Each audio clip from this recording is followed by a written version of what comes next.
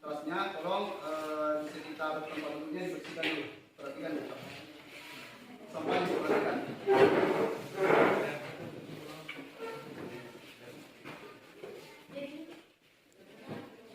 Sudah.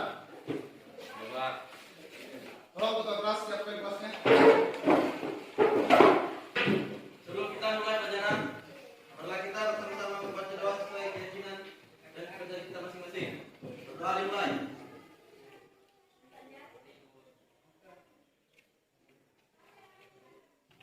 Berdoa selesai.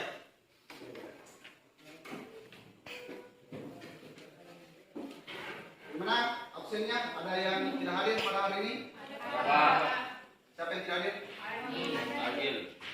Apa keterangannya? Oke. Oke, kita doakan bersama ya, semoga Agil cepat sembuh. Amin. Kalian mengenai penambangan, ada yang tahu? Coba, Komanto. Membangun adalah kegiatan mengambil bahan galian di dalam kulit bumi untuk dimanfaatkan. Oke, ada lagi yang lain? Coba Putri. Penambangan adalah kegiatan yang dapat membuka lapangan pekerjaan. Belajar baik-baik mengenai penambangan, belajar baik-baik mengenai eksplorasi, karena kalian di putra-putri daerah. Siapa lagi yang mau mengisi tempat-tempat di perusahaan tambang itu kalau bukan kalian? Ya? Jadi harapan saya, selesaikan sekolah kalian di SMK ini, jurusan pertambangan ini. Kalian harus tetap semangat belajar supaya kalian bisa tamat dan nantinya bisa bekerja di perusahaan-perusahaan tambang. Sekarang yang akan kita capai pada pagi hari ini, itu tujuan pembelajarannya itu ada 5. Ya, ada 5 tujuan pembelajaran yang akan kita capai. Bisa kalian lihat, yang pertama itu tujuan penambangan itu sendiri, kemudian tahap-tahap usaha penambangan, kemudian klasifikasi metode penambangan, kemudian keuntungan dan kerugian penambangan baik tambang terbuka maupun tambang bawah tanah, dan yang terakhir dampak positif dan dampak negatif kegiatan penambangan. Coba perhatikan kegiatan apa di sini? Ini. Kegiatan gali. Oke. Kira-kira menurut gambar, berdasarkan gambar ini, ada yang bisa simpulkan atau ada yang bisa jelaskan berdasarkan gambar ini kegiatan penggalian itu apa? Coba Putri. Kegiatan penggalian adalah memisahkan bahan batuan atau bahan galian dari bahan pekerjaan. Oke, jadi kegiatan penggalian itu adalah kegiatan memisahkan bahan galian yang kita anggap bernilai ekonomis dari batu. Ada yang mau ditanyakan dari tahapan penggalian, penguatan dan pengangkutan? Ada yang mau bertanya? Coba Erik, silakan. Apakah lokasi yang akan ditambang tersebut langsung dilakukan penggalian atau ada tahap? Sebelum kita nambang itu kita siapkan dulu lahannya. Lahannya itu kita siapkan, kemudian lahannya kita bersihkan, kita bersihkan pohon-pohonnya, kita bersihkan semak belukarnya, kemudian sudah itu kita kupas lapisan tanah atasnya atau overburdennya. Oke, sekarang kita lanjut.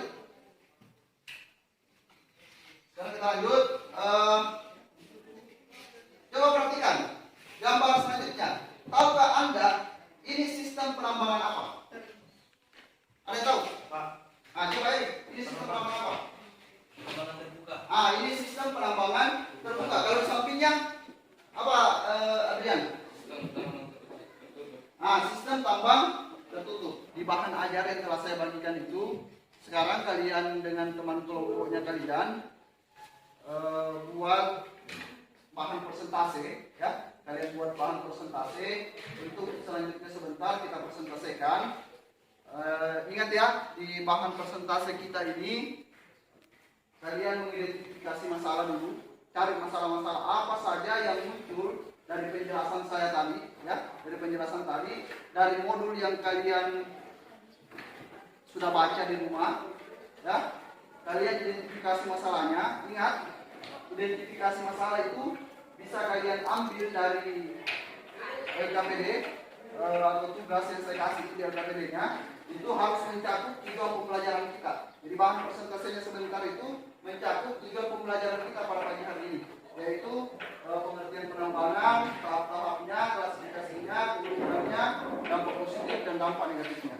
Ya, harus mencakup semua ini.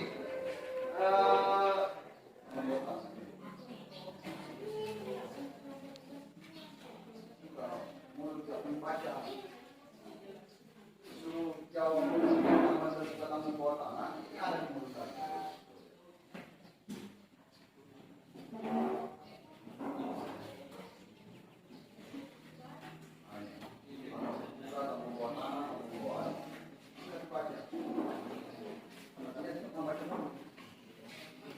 Coba, kalau saya kasih kalian baca ya. Ini ada tadi saya bertanya masalah tambang terbuka tambang bawah tanah.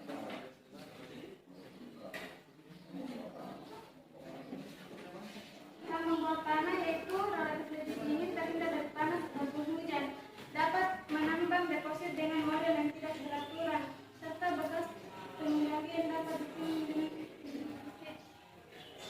Adapun kekurangannya yaitu lose dan dilusi, umumnya lebih susah dikontrol, rawan untuk keruntuhan atap serta pada lubang.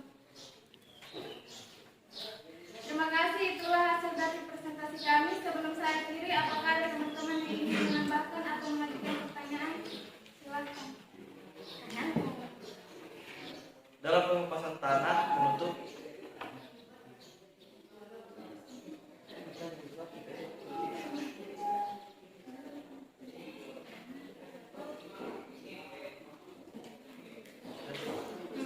bagaimanakah cara membersihkannya?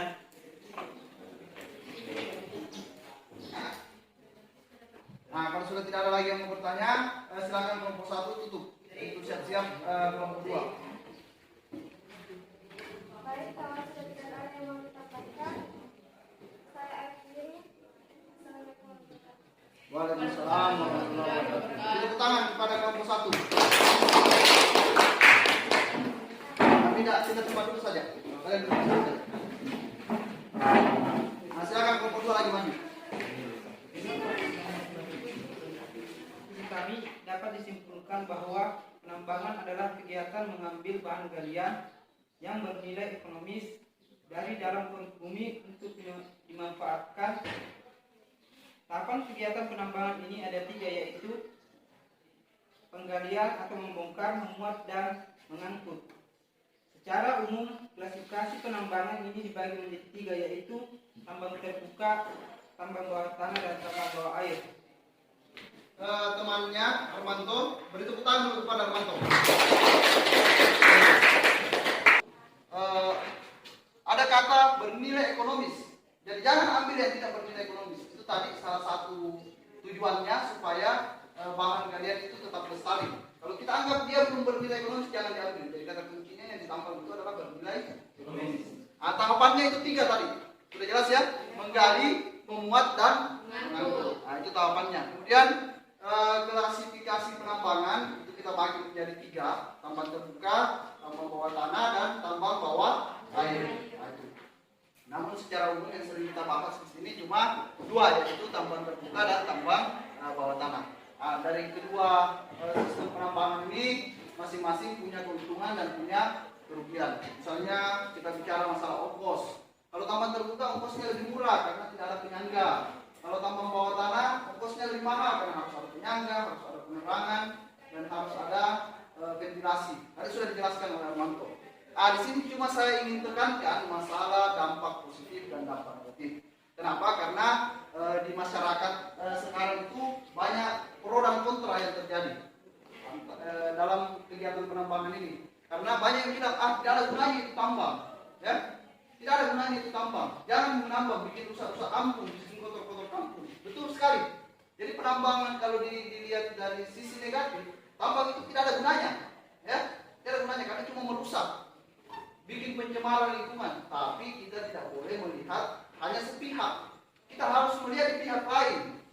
Karena di awal tadi sudah dijelaskan bahwa tambang itu adalah sesuatu yang sangat kita butuhkan dalam kehidupan sehari-hari.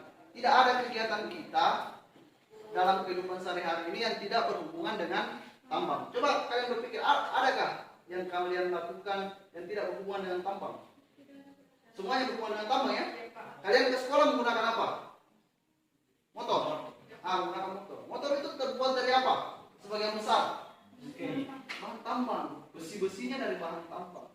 Apalagi kalian pulang di rumah makan menggunakan sendok. Sendok itu dari mana? Dari bahan tambang. Semuanya dari bahan tambang. Mulai kita bangun tidur sampai tidur kembali, semuanya aktivitas kita dalam keseharian itu menggunakan bahan tambang. Jadi tambang ini harus tetap jalan. Bagaimana caranya supaya meminimalisir dampak negatifnya?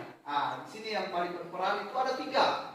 Ada pengusaha tambangnya, ada pemerintahnya, dan ada masyarakatnya. Ketiga ini harus saling berkolaborasi.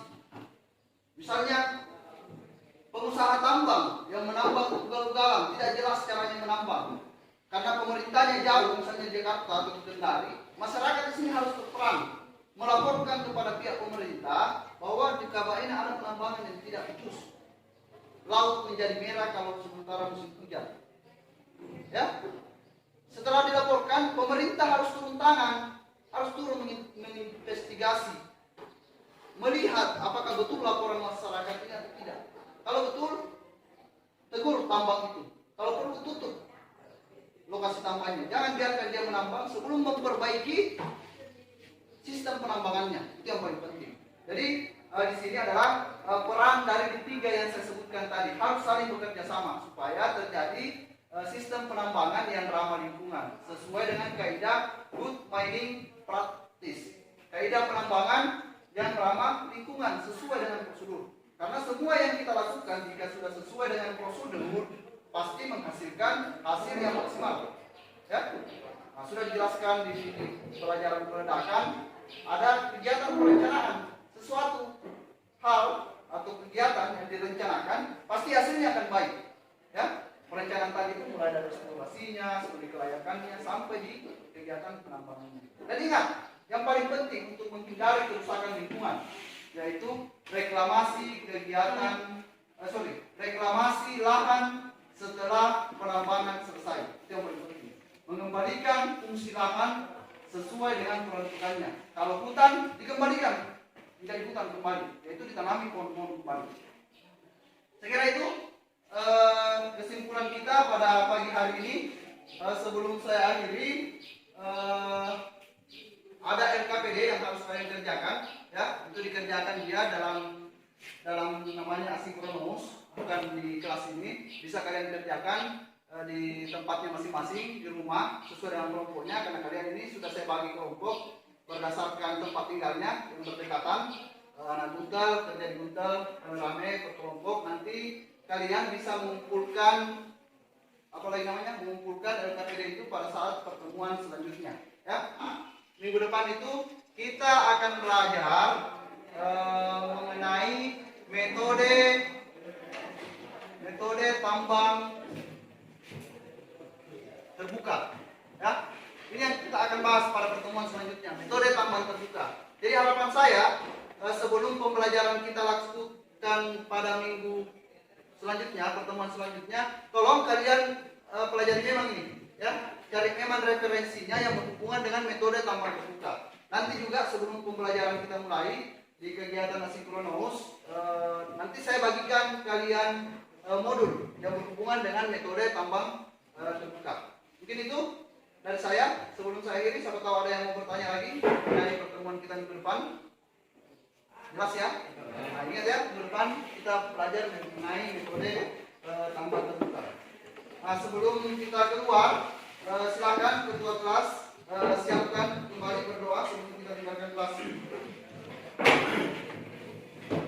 Sebelum kita meninggalkan kelas, marilah kita bersama-sama membaca doa. Doa dimulai.